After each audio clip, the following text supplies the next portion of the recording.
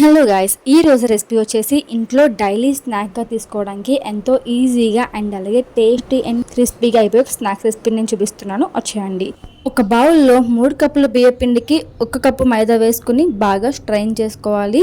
ఇప్పుడు మొత్తం కూడా ఒకసారి మిక్స్ చేసుకుని టేస్ట్కి సరిపడా సాల్ట్ అండ్ అలాగే హాఫ్ స్పూన్ బేకింగ్ సోడా వేసుకుని బాగా మిక్స్ చేసుకోవాలన్నమాట.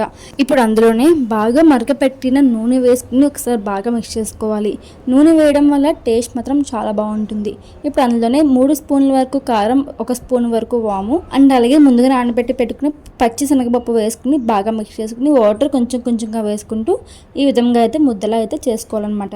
ఇప్పుడు హ్యాండ్కి ఆయిల్ అప్లై చేసుకుని బాల్స్ కింద చేసుకుని పక్కన పెట్టేసుకోవాలి. పాలిథిన్ కవర్ తీసుకుని దాని మీద ఆయిల్ అప్లై చేసుకుని ఈ విధంగా సాఫ్ట్గా ఉండే ఐటమ్తో అయితే ప్రెస్ చేసుకుని ఆయిల్లో 2 సైడ్స్ కూడా బాగా వేయించుకోవాలి. అంతే అండి, ఎంతో టేస్టీగా ఉండే అప్పాలు అయితే రెడీ అయిపోయినాయి. రెసిపీ నచ్చితే కనుక లైక్ చేసి సబ్స్క్రైబ్ చేసుకోవడం మాత్రం మర్చిపోకండి. Thank you for